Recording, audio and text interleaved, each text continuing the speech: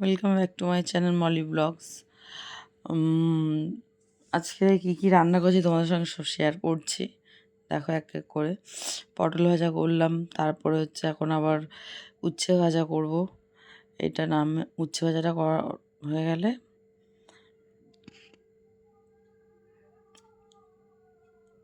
এটা একটু নাড়াচাড়া দিয়ে নিয়ে ঢাকা দিয়ে দেবো, তারপরে কিছুক্ষণ পর নামাবো। একটু হলুদ, একটু লবণ এগুলো দিয়ে দেবো।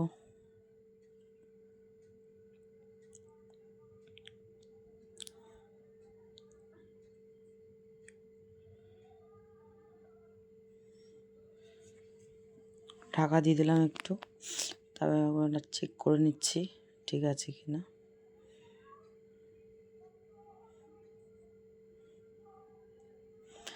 হয়ে গেছে, উচ্ছে ভাজা নামিয়ে দিচ্ছি।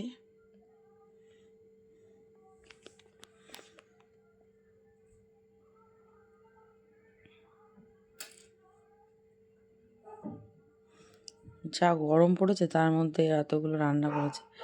এখন এই কড়াইতে তোমার কলমি শাক ভাজা করব, তার জন্য শুকনো লঙ্কা কালো জিরে ফোড়ন দিয়ে নিলাম। এবারে পেঁয়াজ ফোড়ন দিয়ে নিচ্ছি, একটু রসুন থেতো করেছি ওটাও ফোড়ন দিয়ে দেবো। দিলাম একটু রসুনটা ফোড়ন দিলে কলমি শাকটা ভালো লাগে খেতে, গন্ধটা ভালো হয়। একটু চিংড়ি মাছ দিয়ে দিলাম।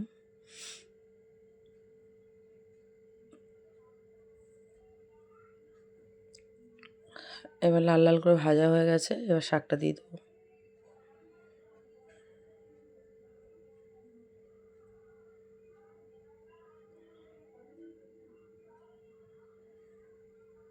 দিয়ে নাড়াচাড়া দিয়ে নিচ্ছি শাকটাকে।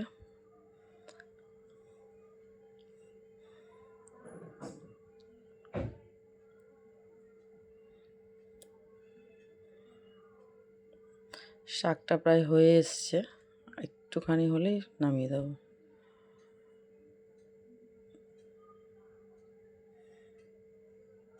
তোমরা কে কে কলমি শাক চিংড়ি মাছ দিয়ে খাও কমেন্ট করে জানিও। আমি তো খাই, খুব ভালো লাগে এইভাবে।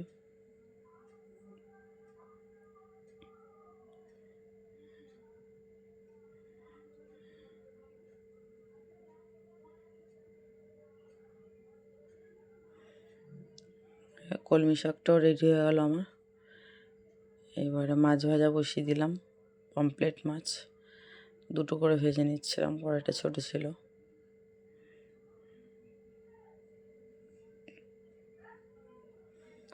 আর আলু ভাজা, আলুটা ওই তেলেই ভেজে নিচ্ছি, একটু লাল লাল করে ভেজে তুলে নেব।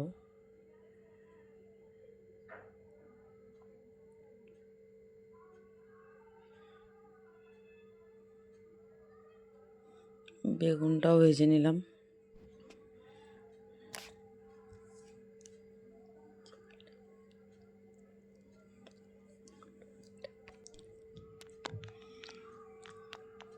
বেগুনটাকেও লাল লাল করে ভেজে তুলে নেব।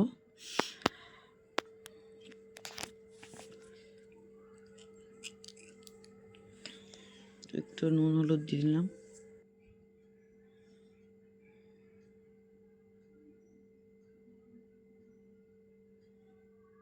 বেগুনটাও ভাজা হয়ে গেছে বেশ, এটা মাছের সাথেই দেবো নাহলে ভেঙে যাবে।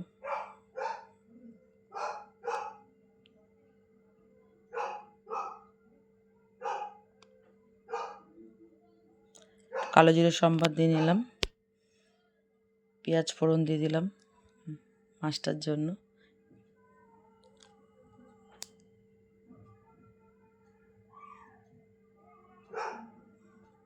পেঁয়াজটা ভাজা হয়ে আসলে টমেটো দিয়ে দেবো। টমেটো দিয়ে দিলাম, টমেটোর একটু হালকা ভাজা হয়ে আসলে এবার মশলাটা দেবো আস্তে আস্তে।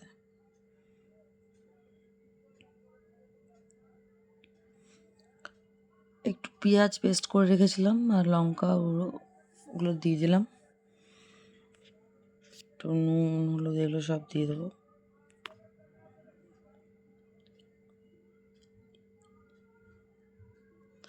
এই মশলাটা ভালো করে কষিয়ে নিয়ে জল দিয়ে দিচ্ছি অল্প করে।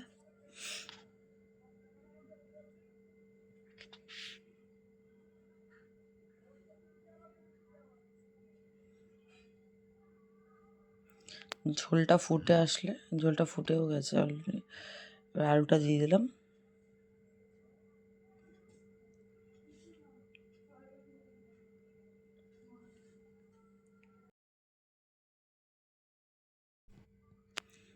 ঝোলটা ফুটে গেছে, এবার মাছগুলো দিয়ে দিচ্ছি। 4 পিস পমফ্রেট মাছ, হালকা ঝোল করলাম টমেটো বা পেঁয়াজ দিয়ে পাতলা করে। বেগুনটাও দিয়ে দিলাম ওপর দিয়ে মাছের সাথে, যাতে ভেঙে না যায় বেগুনটা।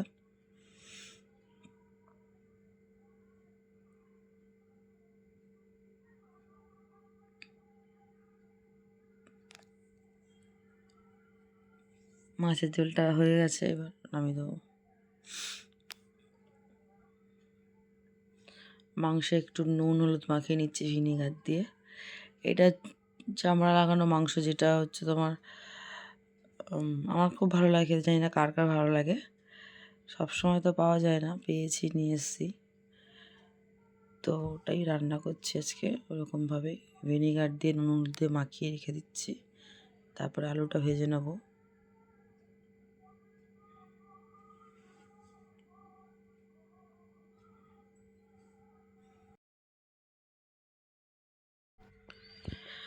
আলুটা ছেড়ে দিলাম, আলুটা ভাজা করে নেব। জল ছিটকাচ্ছে আলু দিয়ে।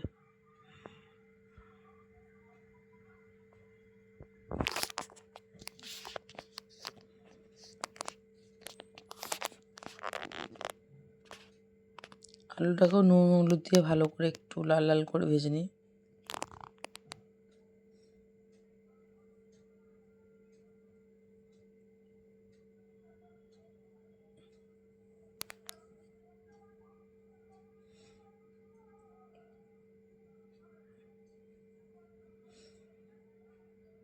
হয়ে এসছে আলু ভাজাটা।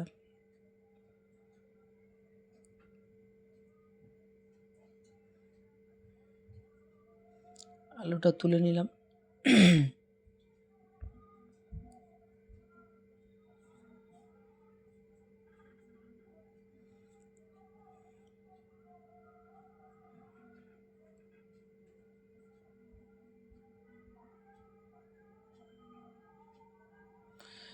একটু গোটা গরম মশলা ফোড়ন দিয়ে নিলাম মাংসের জন্য, সাদা জিরেও দিয়েছি ফোড়ন।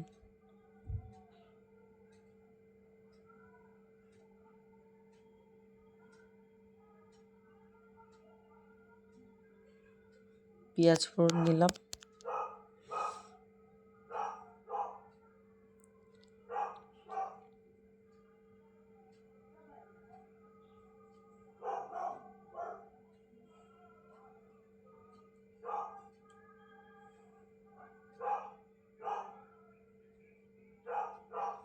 পেঁয়াজটা হালকা লাল লাল হয়ে গেছে, নরম হয়ে গেছে পেঁয়াজটা ভাজাতে। এবার মাংসটা দিয়ে দেবো। মাংসটা দিয়ে একটু হালকা ভাজা ভাজা করে নিই, তারপর মশলা দেবো।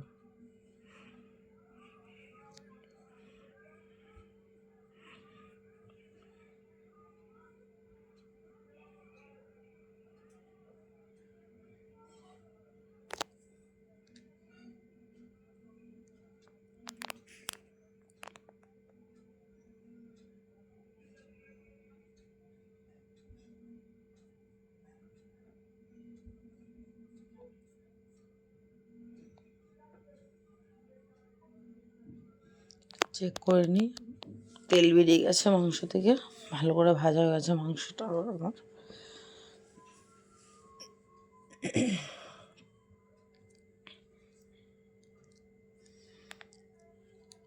টমেটোটা দিলাম।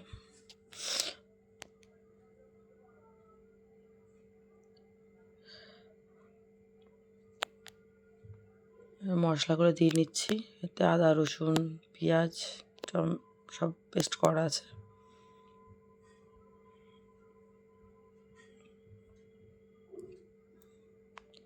এটা কিন্তু চামড়া লাগানো মাংস, এটা মানে খুব টেস্ট লাগে খেতে। এটা বেশ কষা কষা করে করব। একটু সামান্য জল দেবো তার আগে।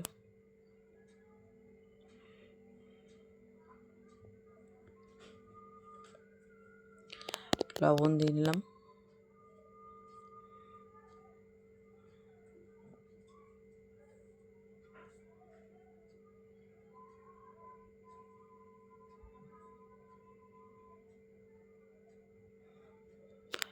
মিক্সার বাটির জলটা ধুয়ে দিয়ে দিলাম, একটু মশলা লাগানো ছিল ওর মধ্যে। এটা বেশ এবার কষাবো।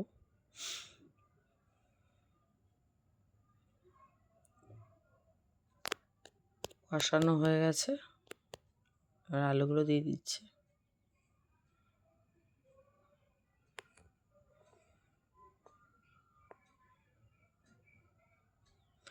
এতে কিন্তু আমি কাশ্মীরি লঙ্কার গুঁড়ো অ্যাড করেছি, যার জন্য কালারটা খুব এরকম এসছে। আর একটু গোলমরিচ দিয়েছি, যেহেতু চামড়া লাগানো মাংস গোলমরিচ দিলে বেশ ভালো হয়, টেস্টটা আসে।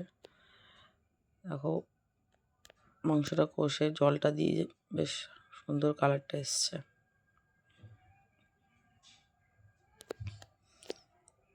যদি ভালো লাগে তাহলে like, comment, share and subscribe করে দিও। নেক্সট ভিডিওতে আবার দেখা হবে। টাটা।